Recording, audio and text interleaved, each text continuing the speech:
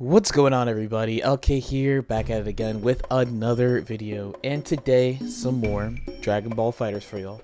And today I want to talk about a technique that people use a lot with GT Goku actually, but is applicable to the entire cast. Let's say you are blocking some character, they don't have really good high-low mix-ups, or they don't have like a scary command grab or anything, so you conclude I can just sit here. And then they do this, Dragon Rush. Okay. So next time you're like, okay, this character doesn't really have a way they can hit me except for Dragon Rush. So I'm going to look for the Dragon Rush. You'll tech the Dragon Rush. Makes sense. Dragon Rush is pretty fast. It's a 19 frame attack that is a grab. It's the grab of this game, and it leads to a combo. And a pretty meaningful combo as well. You get a lot of meter from doing Dragon Rush. I was able to build 2 bars and 1 assist, and this damage really adds up.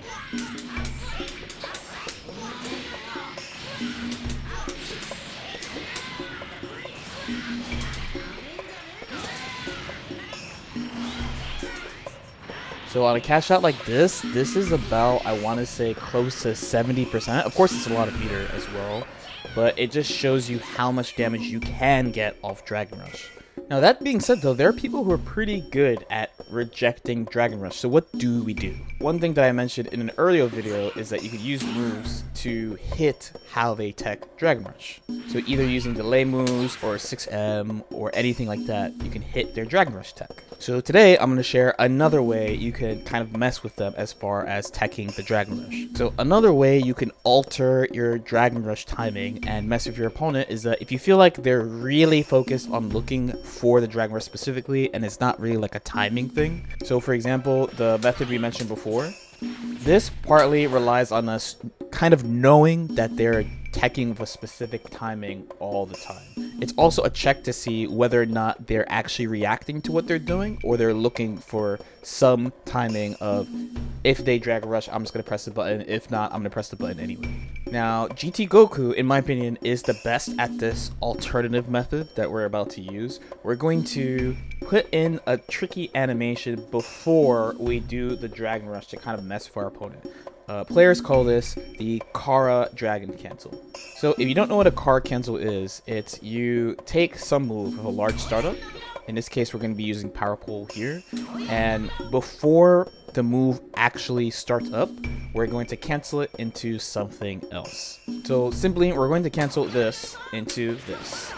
And the way we do it is by pressing S and then pressing Dragon Rush really fast, like really quickly after.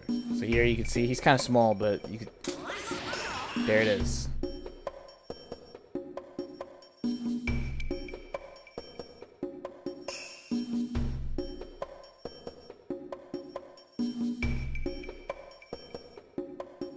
So if you're doing it right, the power pole should visually come out, and then you're going to Dragon Rush. So now your opponent has plenty to look out for. They have to look out for Dragon Rush straight up. So of course, after any time you're plus, so let's say like a jump in or calling an assist, they'll have to look for Dragon Rush there. They'll also have to look for jab into Dragon Rush, which is another timing they have to look for. This they added in Season 3 because they were like, man, people are getting too good at teching Dragon Rush, we need something to kind of mess with the timing. And now you have a further way of delaying your timing using the Kara Cancel that we just showed. So you can basically Kara anything into Dragon Rush. My personal suggestion is to do stuff that has like a tricky animation first. So for example, Roshi, he has 2M is a pretty go-to option where he kind of goes on the ground there.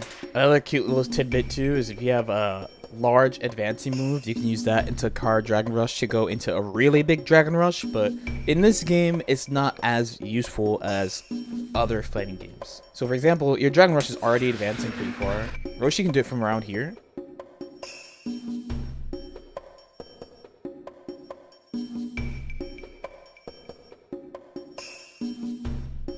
Which is useful in theory, but people aren't going to sit there that long against him. So I feel like in this game, those advancing Kara throws are not as useful as other Kara throws.